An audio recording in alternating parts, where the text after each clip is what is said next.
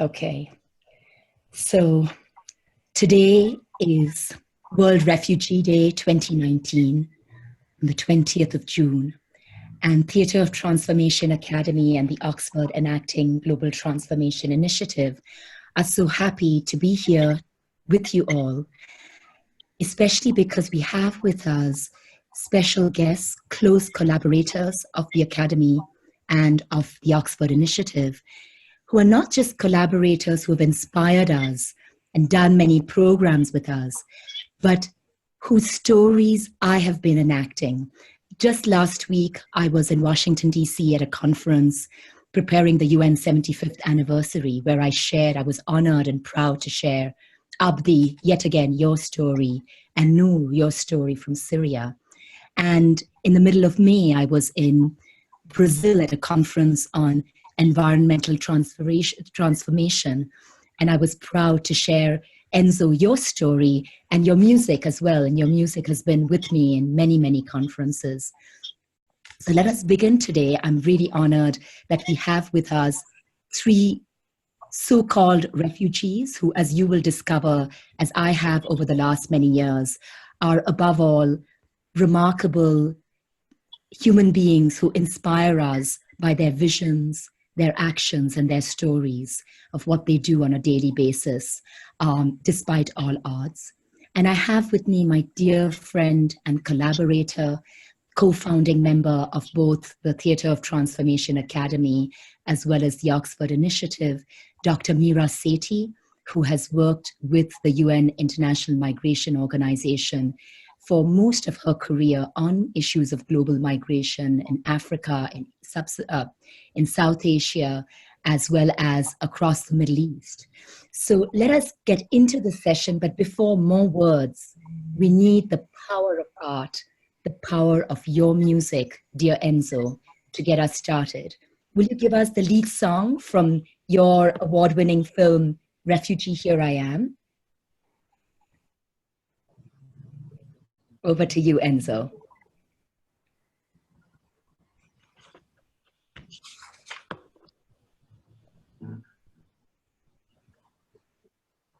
Yes, the song calling Refugee I Am. I say, I don't want to waste my time in doubt and fears, because I know life is worth more than silver and gold. So,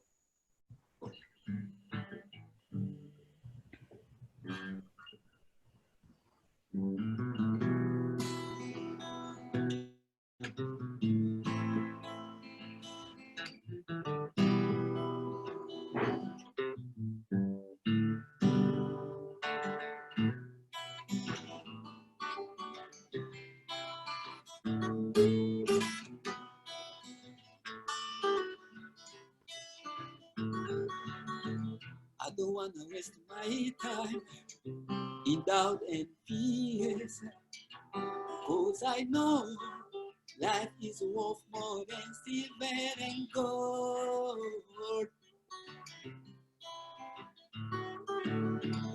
Tired running, like a fugitive. The fire never stops burning. The places I come from, where shall I go and live?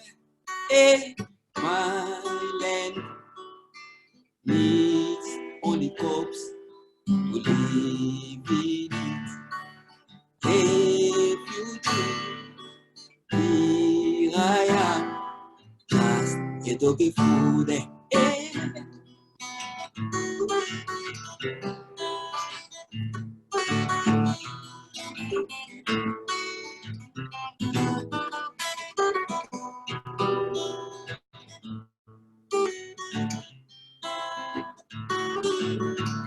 I am here today, then I will be there tomorrow. Until the grateful will take the good I found. My place is here, my place is there, my home is everywhere. I have no nation, Where shall I go and live? My land needs holy corpse to live in a refugee.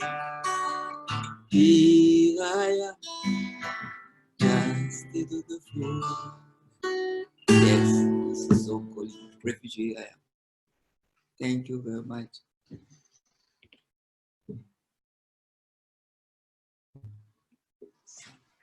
Thank you so much, Enzo. Enzo Ikah, you can find the film Refugee Here I Am at their website, refugeehereiam.com.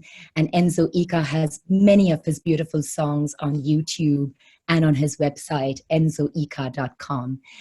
Beautiful. Well, having brought us into the heart of the experience of being a refugee, though one doesn't choose it, I'm going to turn to Dr. Meera Sethi.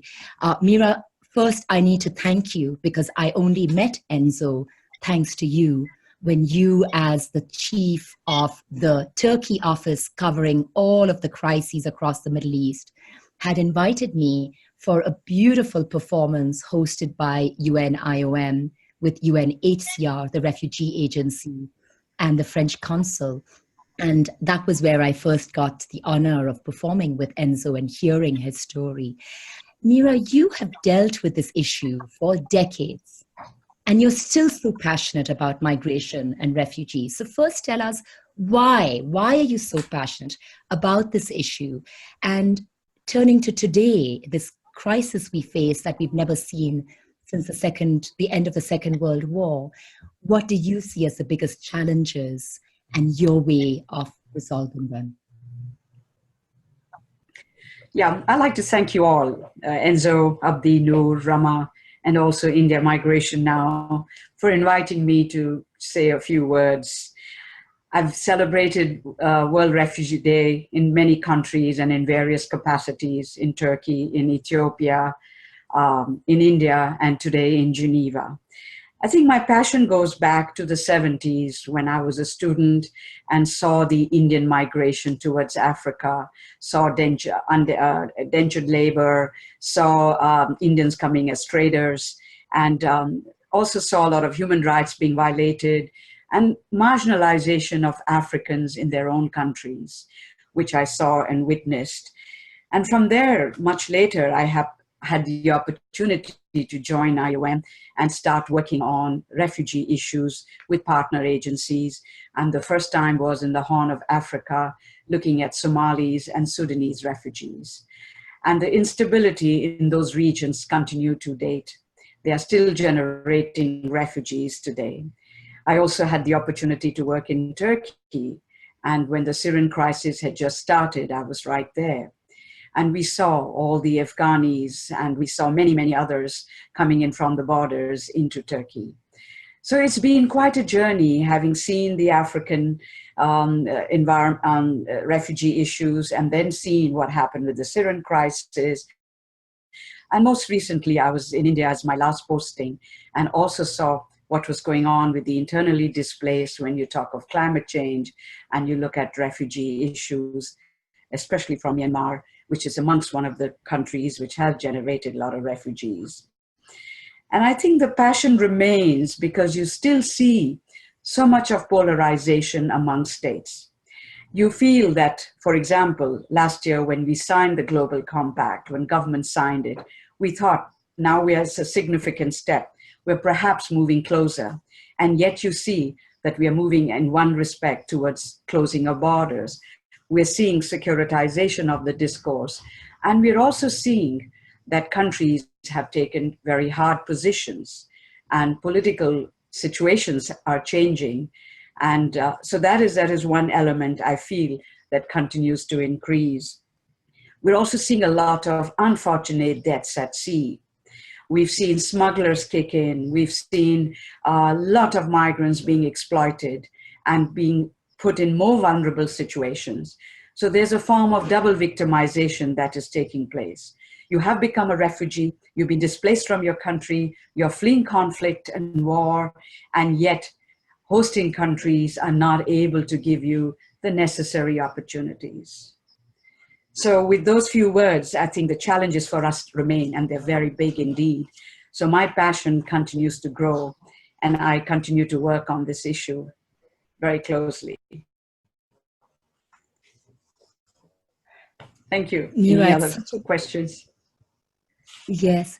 We will definitely be coming back to you at the end of the session. You've always been a visionary, breaking new ground on this issue, whether you're advising the OECD countries, you're advising the global migration and refugee debate. And we have benefited so much having you as our founding member of our works. And since the very, very beginning, shaping our methodology for all of the courses, all of the leadership programs we give, whether it's in the field, for humanitarians and victims of conflict, or whether it's at headquarters level.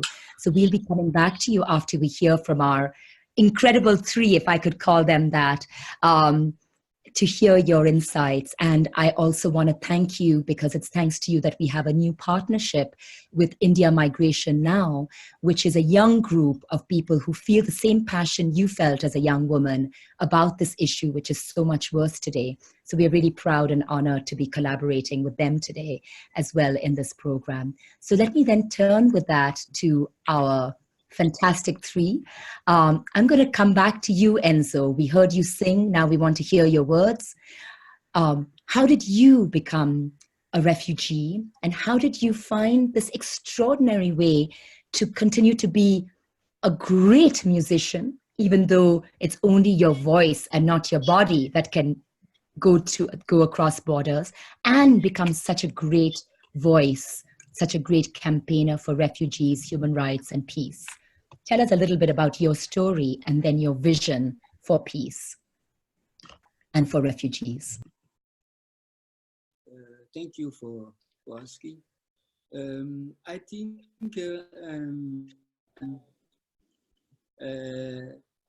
it's not easy to be a refugee in the world somewhere, because according to me, we first all refugees. We call this world is not for us. One day we will go. So we are the world. One day we die, and one day we let this world. So everything we do is nothing. So I came, refugee. I don't say if by accident, but something happened in my destiny. I don't know, but something happened in my life. So I was student in Paris, in Sorbonne University, after finish my master degree in psychology. So in Pantheon. So I go back to my country. I want to prepare my PhD, and but I was interested in something called coltan. And this coltan you can find like 80% in my country, Congo. So first in Paris, I went to Nokia direction, and I go to Germany to Nokia direction, but they didn't want to give me information. So that I decided to go back in my country and to go to the field and to see in the place what's going wrong. So when I arrived there, I was surprised and I cried. I could not believe that it's happening somewhere in this world, in this century. So I see like kids in the field at 4 years old, 5, 6, 7 years old, working in that field like slaves. So it was so painful for me to see this part of injustice, just to go up other economies in the world, so they have to do, those kids have to go to school as our children. So they need, their place is there, is not there. So, and I learned with that time, like in 2007, I learned like 5.4 million kids died in this field of coltan. So I say it's impossible. Why 5 million and the world is silent? So, and in this area, 48 women have been raping by hour. So no one talking about that. So I promise them I will be your voice. I will try to rise. So that is why I go back my capital, Kinshasa, because it was in the east of Congo. So, and I was not to awake people, to make people aware to what's going to our country. So I was arrested. This was the mobile of my arrestation. So, and they give me 10 years in prison. So I stay like 9 days. I give $5,000 to police to help me to escape. So it's work. So I bought my ticket. I was taking my flight to go back in Paris because I was student there. I didn't need visa. But unfortunately, that day I didn't took the place to in Air France company to France. So I have to make a reservation for 5 days maximum. So the policeman who helped me to escape say you have to escape today or you go to jail.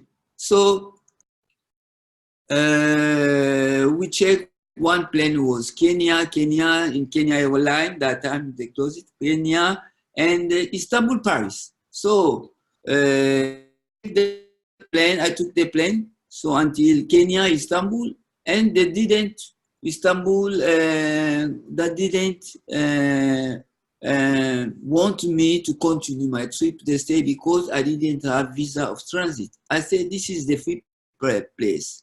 I don't need to go to your country. I can stay here and wait my plane. They say no. And many people, they make me sign something. They say to me, I miss my flight. So I have I don't have money because I have only $20 in my pocket all my life. So then they make me sign something that they will help me to find a new ticket to continue my. So after 5 minutes, they arrested me. And I said, why you arrested me? And they said, you have to deport you. I said, no, let me call my lawyer. So my lawyer told me that, Ikah, you don't have to go back in your country. If they want real deport you, you have to ask exile. In the airport, so don't try. So we will solve this problem. That they took my passport, they took every day, they bring me 7-8 days in Yabandi Shube in foreign place detention. So then they send me in one city like refugee in Karaman. I live there like 1 month without food, it's very cold area. So I was sleeping outside sometime in train stations, sometime in autogar, something like this, like the bus station. Sometimes it was very incredible time. You understand? So all those things, I just stop my teeth, as I was saying to my friend, because it cannot cure me. And I only searching what is the truth of my story or our story, refugees. So the actuality of my past. So it was just because of kids. You know, we becoming human being when we start caring about others. So I believe that I am really a part of a human being. So I am proud. Today, I cannot say what I did. It's just a part of the life. It's just my conviction. So I didn't give up anything. That day until today, I still remember. Still the same Enzo. They don't give me no right. I don't have no right to travel and for years. So I am a famous person, but I'm still stuck here. I am like in prison. I am in free prison, open prisons. So I am trying to helping refugee or the refugees if I can, because they have a lot of problem here. Some they cannot go to hospital. They don't get. Don't have right to school. This stuff. So we're trying just to live, and so thank God we're still alive. So refugee for me is something I cannot. I don't like this word to be a refugee, like the saying. World Refugee Days. Okay, it's good, but we have to stop these things and to glorify and some people drinking and stuff when some people suffering. So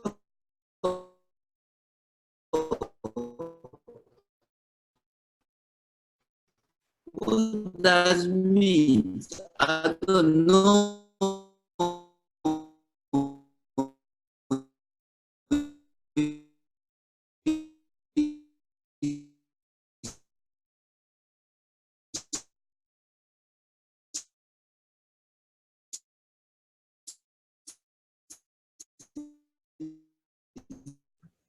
To me, because I am one of the hard, I can want to remember better, so maybe good. So this was my story. Enzo, thank you so much for sharing that. And I'm also really glad you shared your campaigning on coltan. You know, it was back when I first met Dr. Meera Sethi in 1999-2000, when I was the advisor for conflict for the Horn of Africa for a major international humanitarian organization, that we got very involved then on the coltan issue in the Democratic Republic of Congo.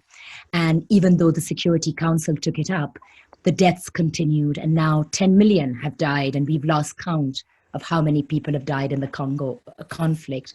And the fact that you started alerting the world to it so early and you paid such a great price. And what you didn't mention is, in addition to all your campaigning on refugee rights, you have also made many albums, which is remarkable to be an established musician, even as a refugee. And we all look forward to hearing your music and seeing more albums come out. Let me turn now to my dear friend and son, if I may say, Nour al-Saleh from Syria.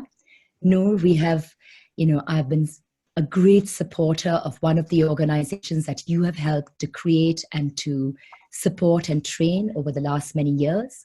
And I'm not going to say more than that, except that I was honored that I could be on the jury of the Alternative Nobel Prize or the Right Livelihood Award, which was awarded to Syria Civil Defense, or the so-called White Helmets. And it was because of men like you, what you do day after day, the kind of human being that you are, Nour, as I've come to know you, that I was proud to do that. So Nour, tell us a little bit about you.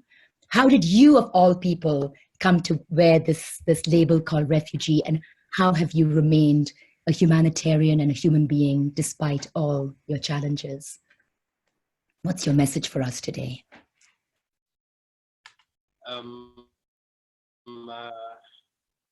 My name is Nour. I'm from Syria, which is now known to all 5 continents, probably even the penguins and the Antarctica now are aware of Syria, and they know the crisis we're having in there.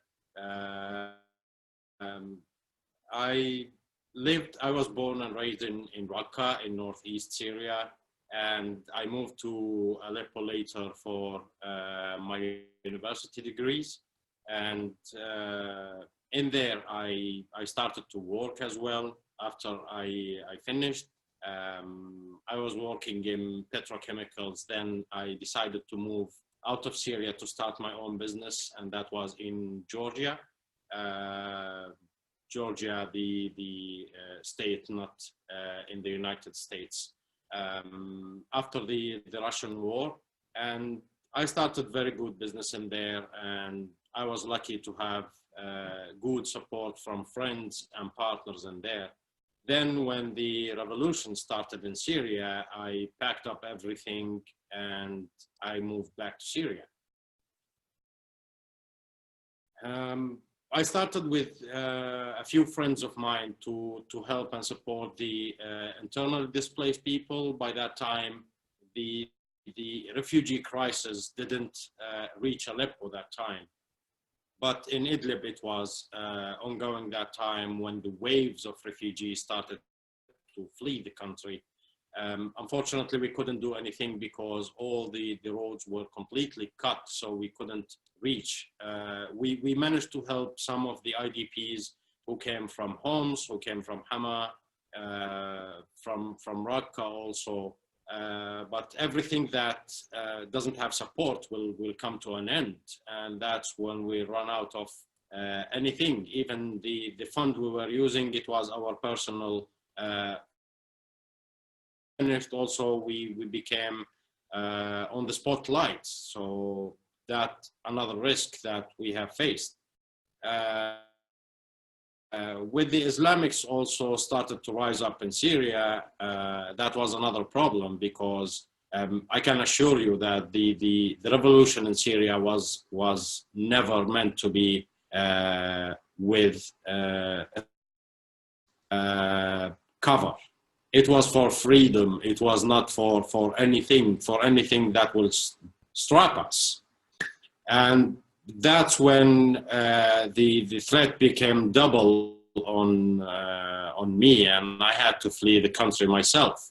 I flew to Dubai. From Dubai, I went to Georgia to find myself displaced in there. My residency was cancelled, and they said, you can't proceed with your business in this country because your country has a state of war.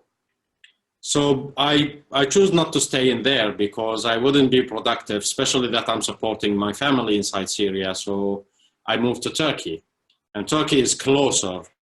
And all what I was thinking that, God forbid, in case of an emergency, I will go back. And that's when I came to Turkey. I came to this country in 29th of September 2012 with a few dollars in my pocket, knowing no one, knowing nothing about the language, don't know what to do, honestly.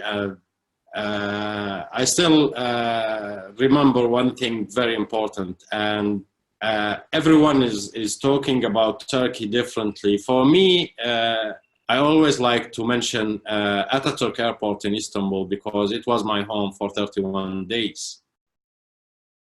And that's when I started just to rearrange myself and get myself together in order to be able to analyze my situation, where I am standing, and what to do. Fleeing Turkey and running to Europe was never in my intention. To be honest, I was always telling that I will never be seeking asylum anywhere. My country is Syria, and I will be nowhere but in Syria. But always, we have a saying in Arabic that wind doesn't take you where the sails want. So the wind ran against me. And after 31 days, and I managed to live and survive within the budget I had. And I could also find my first freelance translation, let's say, work.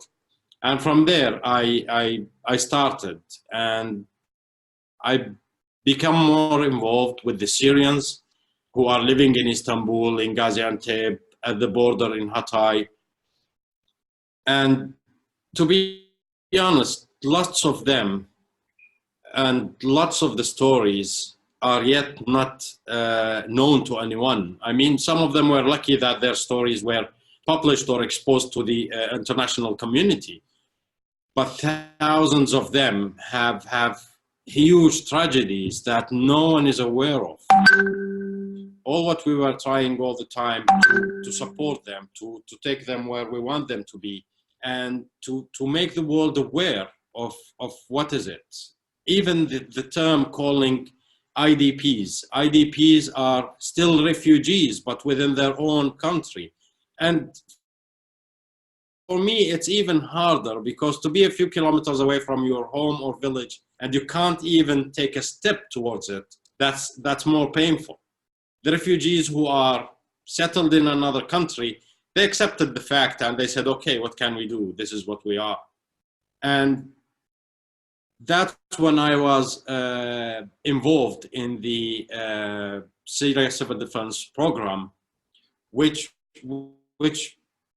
I am honored to be part of that team, supporting this organization known as the White Helmet for 5 years, 13 days.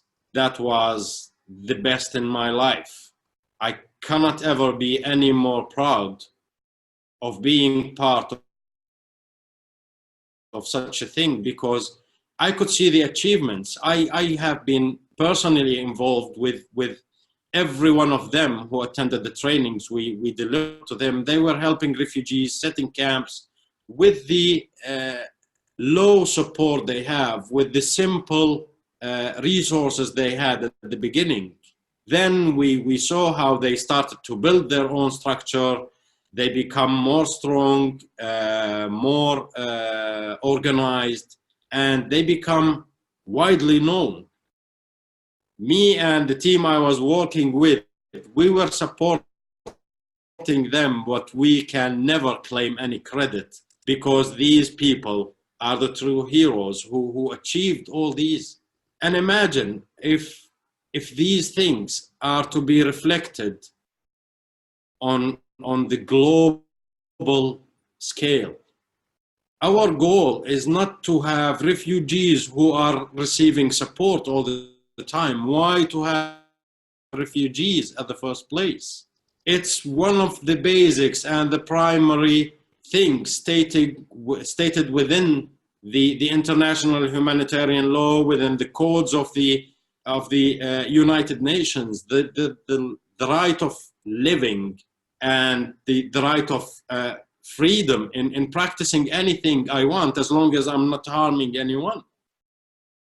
So why me? Why Abdi? Why Enzo has to take a status that we are not seeking? Trust me, no one is born refugee. No one is so happy to be called refugee. I was telling the guys funny story. When I was getting married last year, we went and the guy was writing my name and my wife's name to start the wedding, and he said a Syrian refugee. I said, but I'm not refugee. I'm living in this country and I have residence permit. He said, are you Syrian? I said, yes. He said, okay, refugee. Why we are carrying this stamp now? The reasons we can seek and can find hundreds of reasons. Within the regime, within the bombardment, within economical issues, within ethnical issues, everyone has a reason to flee to somewhere. But trust me, no one is happy to say, I'm leaving my home and my land and my family to settle out or settle down in another country. Even the lucky people who managed to fled and reach Europe, and I was following them for a few years, and I was even checking the stories behind them. It's heartbreaking. And now I know that most of them are trying to adapt to it, saying this is a new reality we are adapting to, and we have to live because we want our kids to survive and grow in healthy environment. Until now, 5 or 6 generations in Syria have lost. They were born in war, and they are still living in war. No education, no medical or health care. Even in 2014, we were looking at the birth rate in Syria, and it was still the same as before the revolution, 3%. But the population was not increasing. These babies were dying. At the first 3 or 4 months, because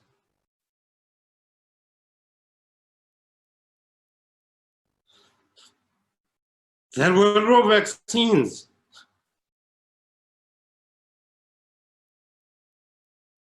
Where is the United Nations?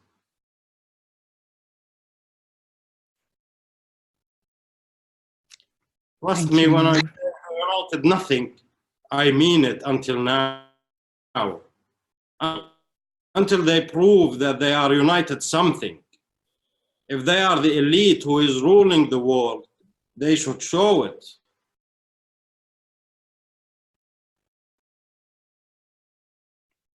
No, I know that you have.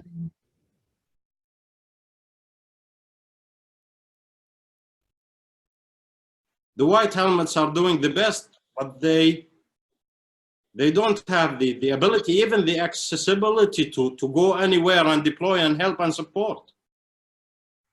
While others, okay, not in there.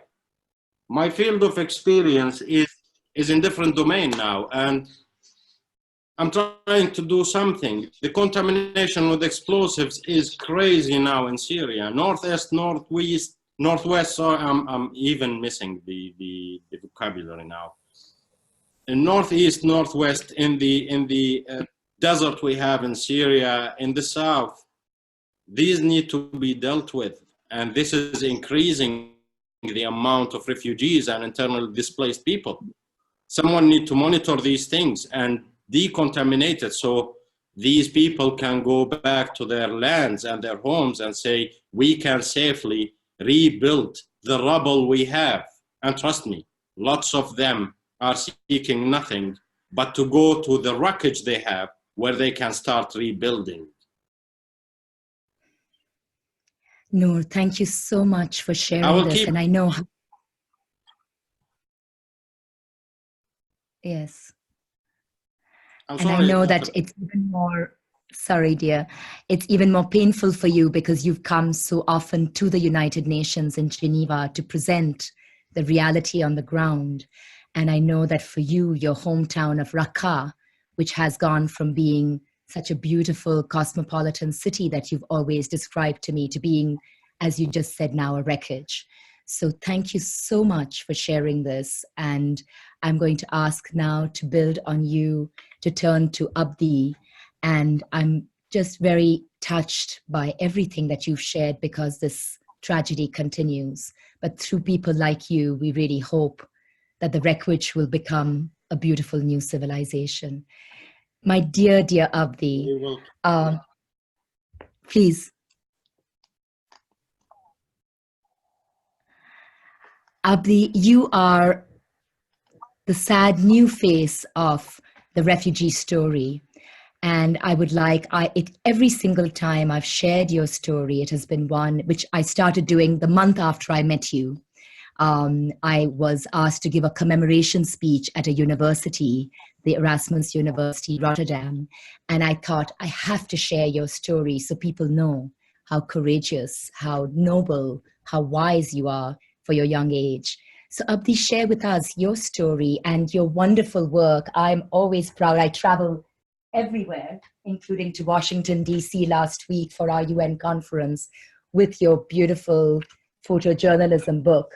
And you can see we have many photographs from your exhibit in our home, in our gallery.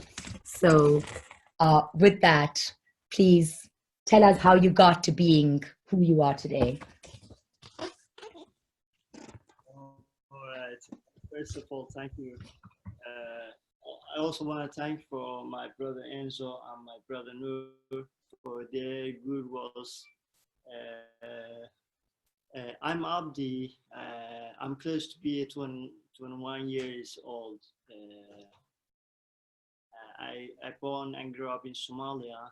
At the beginning of my life, the life was going beautiful. Like to visit our grandma and grandpa in the summertime is while we were in Somalia. We used to move to the village. You know, I born in inside of the war, but still we have a family, those who care about us. Like my dad was caring all our family, like my sisters, my mother, my brother as well. But in 2012, at the beginning of 2012, unfortunately, we lost our father because of some Islamic groups in Somalia, those called Al-Shabaab. After we lost our father, it was like the worst thing that I have ever lived in my life, because we have no, like, we say, like, if you need to build a home, first you have to start from the beginning. But because at that time you can get a strong home who cannot destroy by easy way. So our father was the strongest person of our family, and once we lost them, it was like we lost everything that we have. Like, we lose our powerful member of the family. And in Somalia, especially if you are the man, like once you graduate from the high school, it's not easy to go to the university. There's a lot of corruption in the exams. Like, if you are, especially if you are from the poor family, oh, those cannot be for you the university. You need to go to some difficult exams.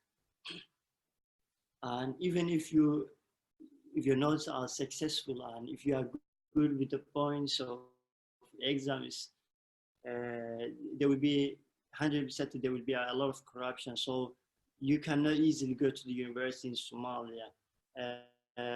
And so if you cannot go to the university, there is a war in Somalia since 1991. So you are young, and most of the youth, especially men, they prefer to be a soldier or to be against of the government. There's no another solution for the youth of Somalia.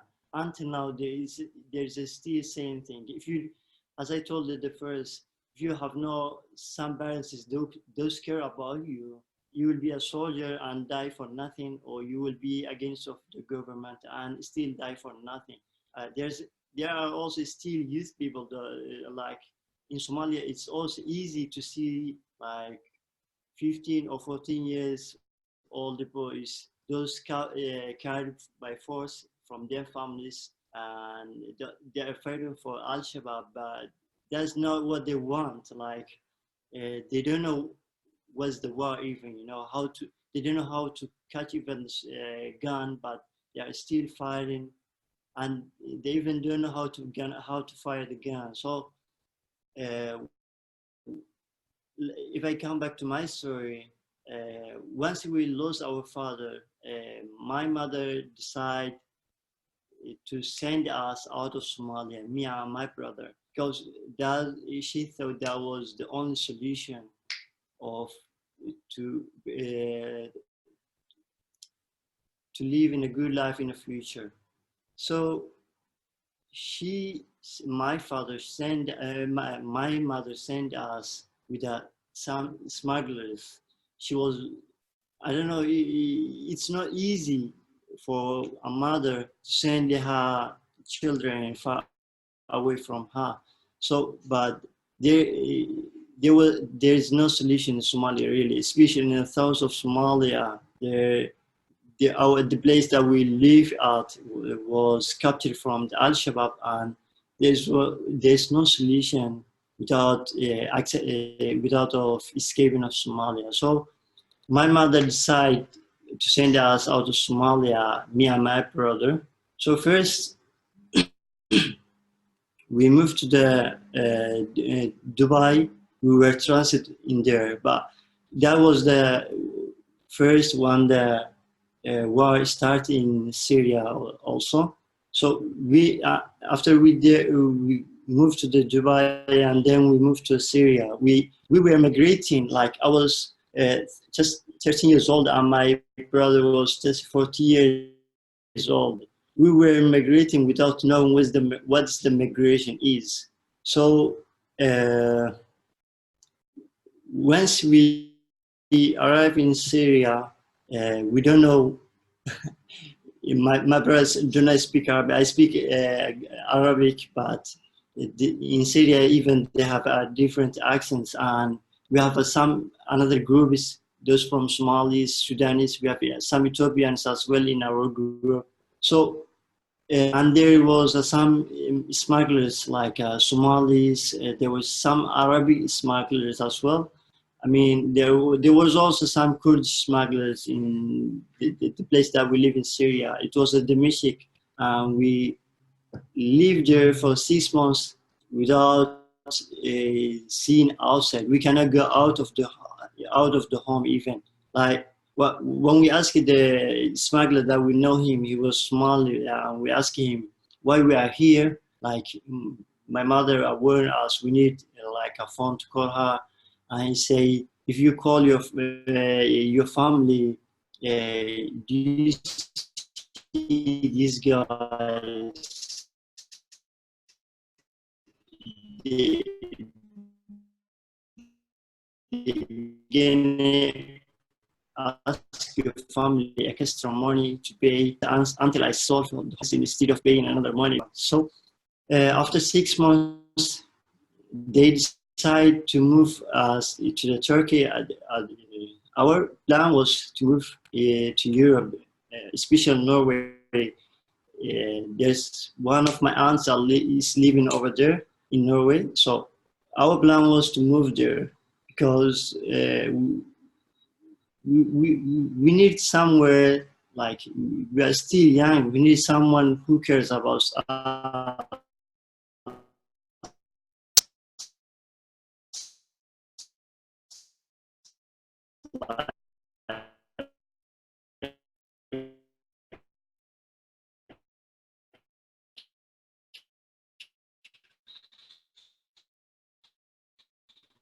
If we have some other family members who we can live with them, it's better to move to Norway. But first one can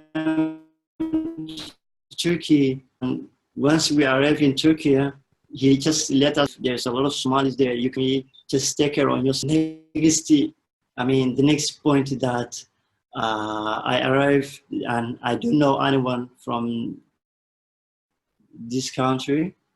So fortunately, we found a Somalian man, and we begged him to just help us because we cannot stay on the street.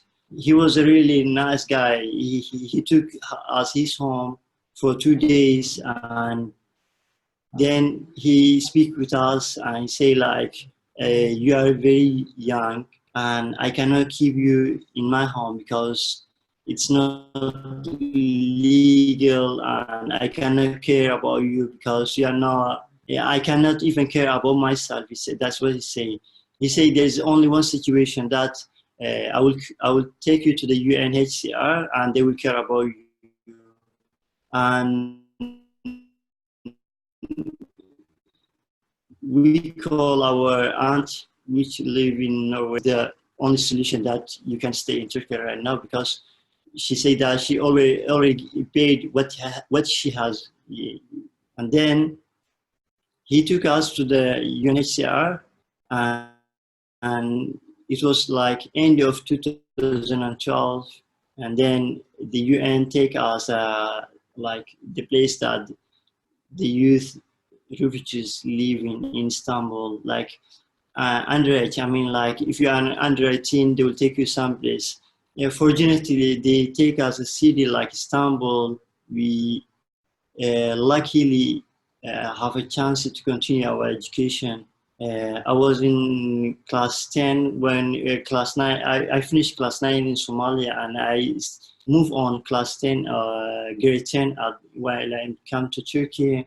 I successfully graduated my high school. I studied Turkish language, and right now I am still continuing my education as a photographer and video student.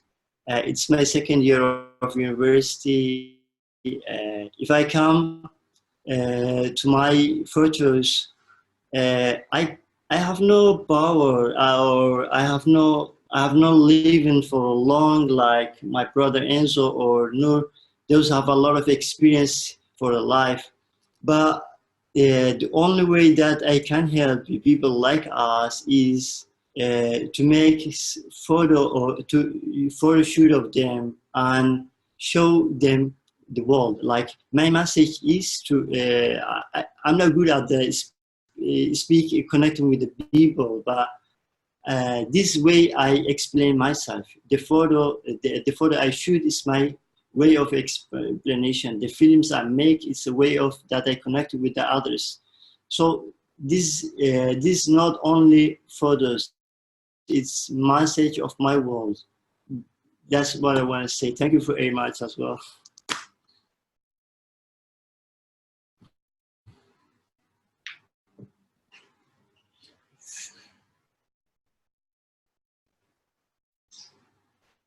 The sound is not coming. You cannot hear me. Yeah. Yes.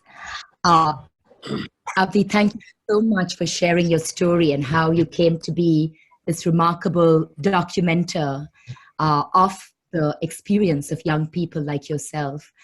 And again, it's thanks to Elif, who recognized in you your talent and first made you an anchor of the radio show that you started together in the Center for Unaccompanied Minors, which you did brilliantly, and then taught you your gift of, you know, how you can be an eye for many young people like yourself. So that's really remarkable. And I remember when we were speaking the first time I met you and you shared, yes, go ahead, please. You want to add something? Abdi, go ahead. I just forget to thankful for Elif. She's the one who pushed me to be a photographer. She's the one who gave me my first camera.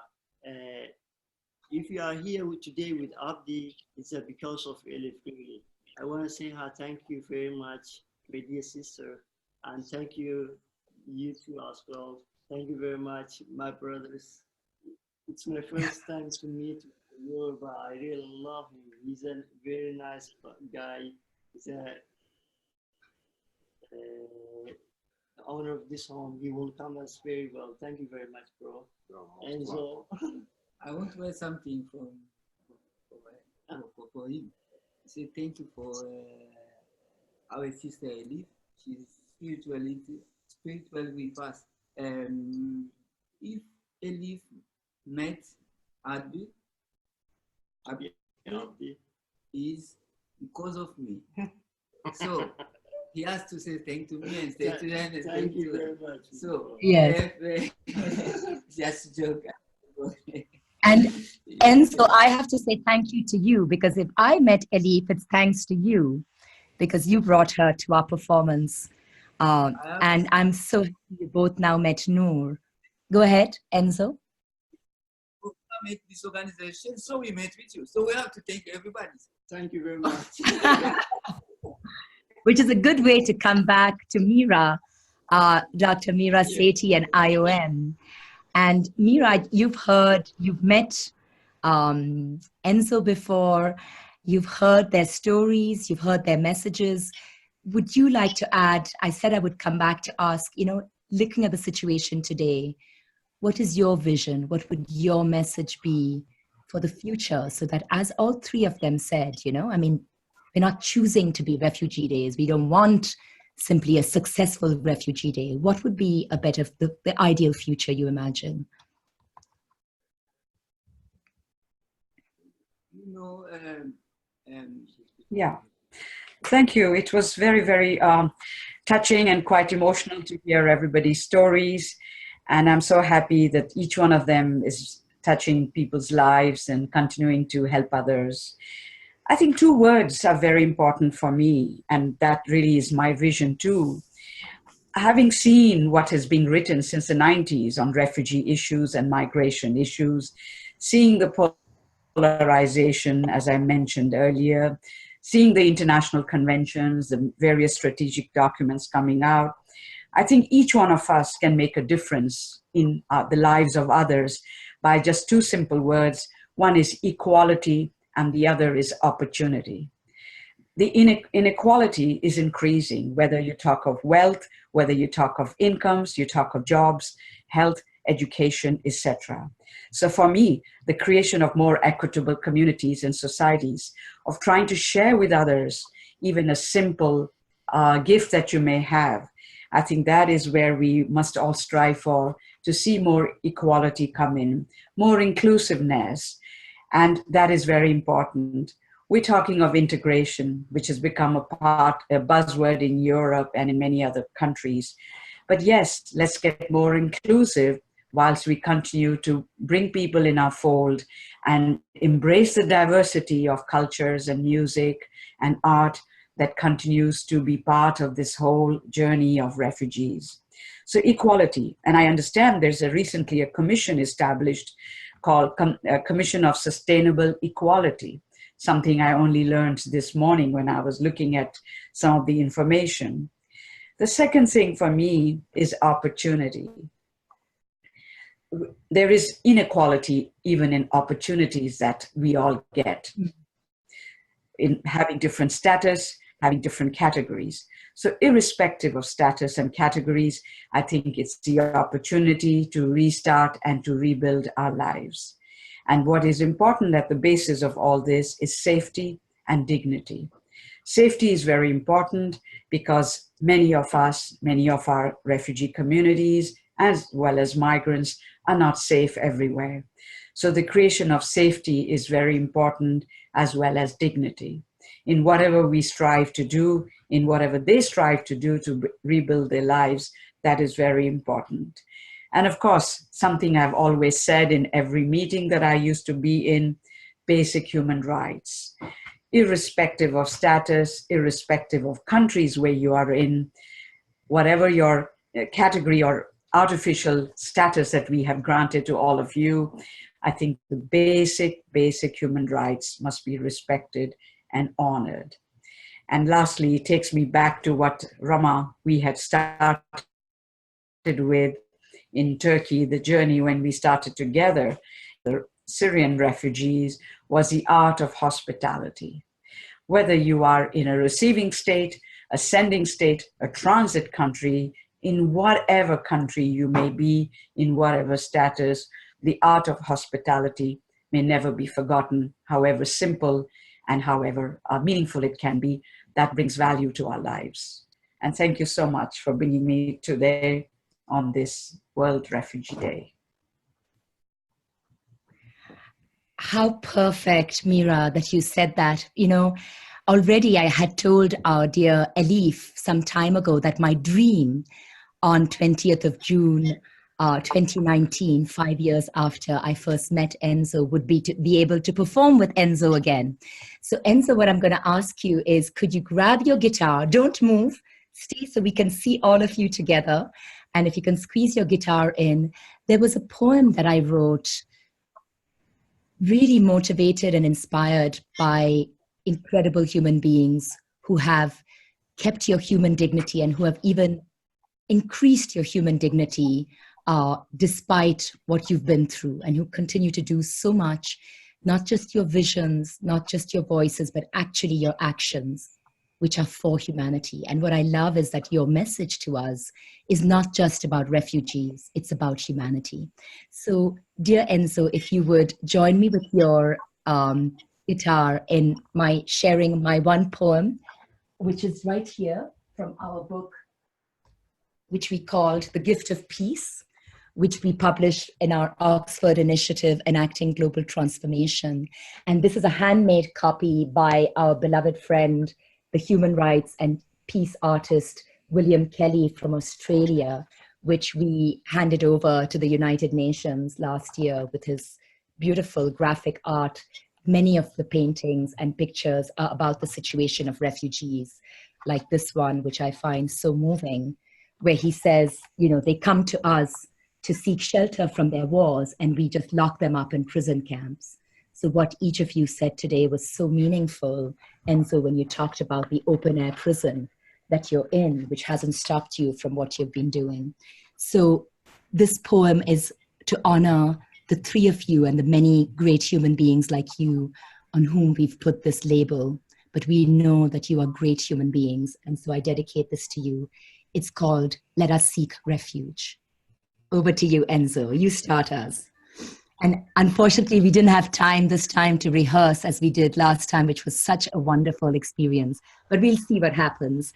and then you will end us with a beautiful song. So let us seek refuge.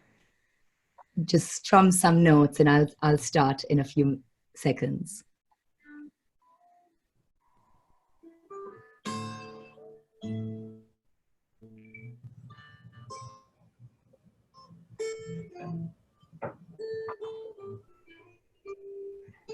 As we watch them flee their homelands, battered by bombs, we sold their leaders, impoverished by markets that made us rich.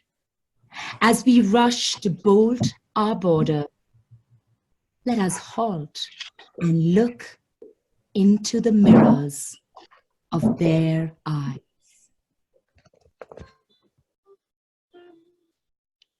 To realize that we need them as much as they need us. Let us seek refuge in their courage as they withstand the tempests of disaster and face death daily without losing heart. Let us seek refuge in their generosity as they share their salvage savings with total strangers, though all they once possessed has been destroyed. Let us seek refuge in their tolerance as they endure our bigoted politics and baffling policies that penny pinch on charity and splurge on military security. Let us seek refuge in them. Let us seek refuge in their hospitality as they pay the bitter price of our hubris, yet keep open the door of their humanity to let us back in. Let us seek refuge in them. Let us seek refuge in you. Thank you, Enzo. Give us... Enzo, now what we would love to have is, I'm going to ask each of the three of you if you have a final word, a vision, a message for the world, for the United Nations. And then to close us, I will ask Enzo to give us, again, one last closing song, because we need to end with that high note of music.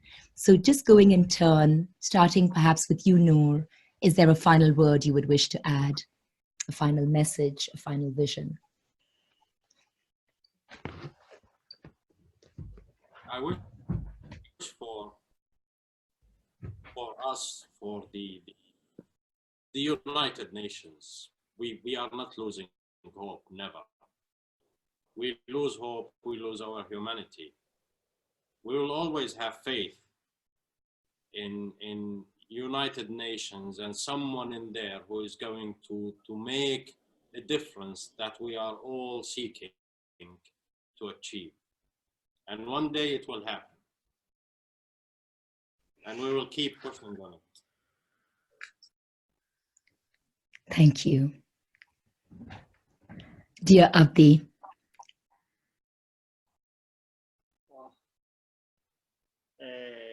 What I want to say at the last is today is as they call it, is the World Refugee Day, but I don't want to say like a lot of people, I saw a lot of people celebrating for this day. It's not a good day to celebrate really, because while we are speaking right now here, there can be a lot of people are in a victim, in a dangerous place or are dying. So what I want to say at the last is, instead of celebrating, let us try to help the victims. Thank you very much. That's my last one. Thank you so much for your wisdom, Abdi. Enzo, give it to us with a song. Because your songs are full of very, very strong messages. And there's so much wisdom in them. No is I dedicate today the song for two of us. No for me, no for us. So in the song I sing that I thought I had an original country, a place to call home. I thought I was like all of you, could be free to touch my land and step on what belongs to me. Never know myself until they told me no home for me, no home for us. So this song, it was my first song. You know, Enzo, if I could come in, it's funny because actually I chose this song of yours when I was sharing Abdi's story in Washington, D.C. at the conference for the UN 75 last week. And today, when I was thinking about this, this event, and also in light of what Meera said, that the most important is equality, you know, so often I play your song and when I have a performance or I have an event, which is Red, Black and White, which is your song about we are all equal, we are all one. So I myself am torn because in a way I can see, even looking at my poem, you know, there you are, the three of you are supposed to be refugees and still you're sharing everything. Nour invites you to his home and gives you his hospitality. Abdi uses his computer so all of you can connect with us. Enzo brings his guitar so that we can all have your music.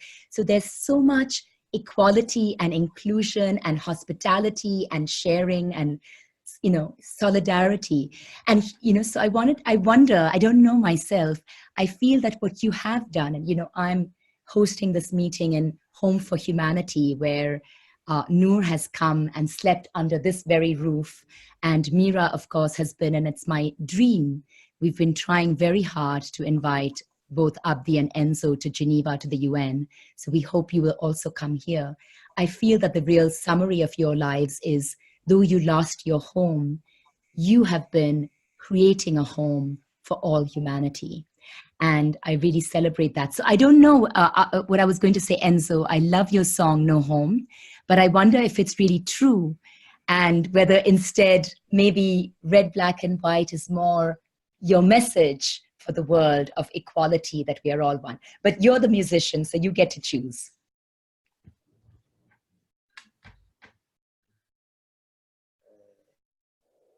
I think I'll play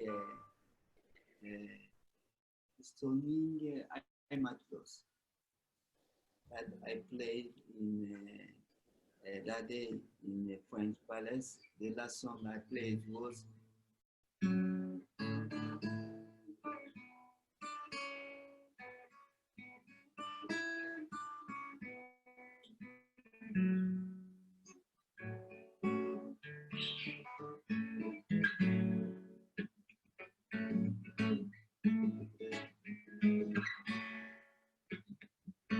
Everybody for majority he said we are all the same.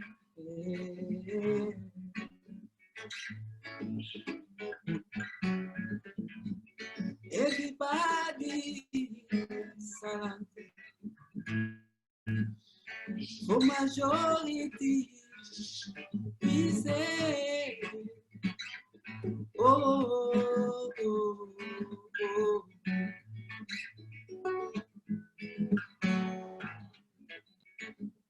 We are all born free and equal, no one standing alone, no one born lonely, no one is illegal.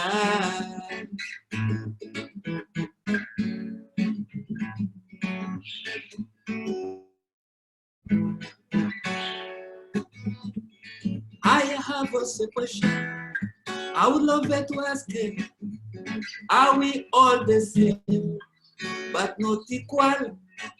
Or are we all equal, but not the same?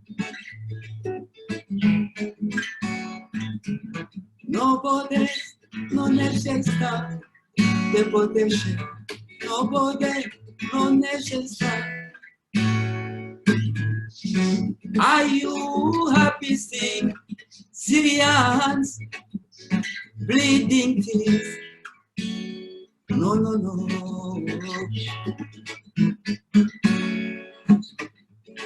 Are you really happy seeing my demo Congo Democratic burning every day, every day, every day?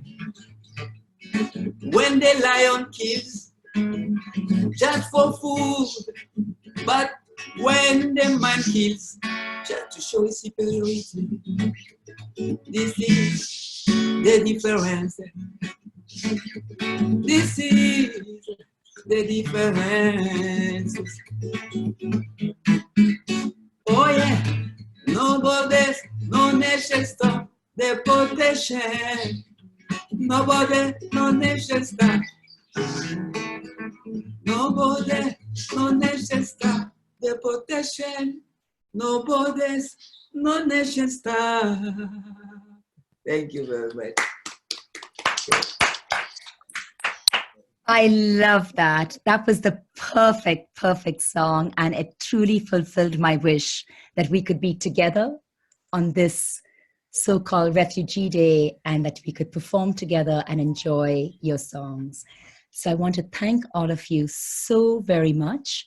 I hope that we can see Meera again for the final piece. I know she's with us. And we will continue. We will not let hope die. You are the hope of the future.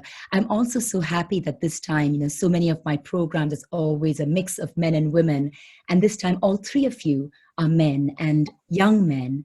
And I think that's important because especially in Europe, which isn't dealing with as many refugees as in the Middle East and other parts of the world, there's such a fear that young men and young Muslim men and young men from Africa, and they are criminals and they are dangerous. And you show us what huge reservoirs of humanity and hope and creativity and innovation you are, and many like you are. So thank you for that. Thank you so much, Meera, for being in this journey every step of the way and guiding us and giving us so much of your experience and expertise. So with that, we bring this session to a close and we look forward to all of the visions and actions that will change and transform the world to make the entire earth a home for all humanity with no exceptions. Thank you.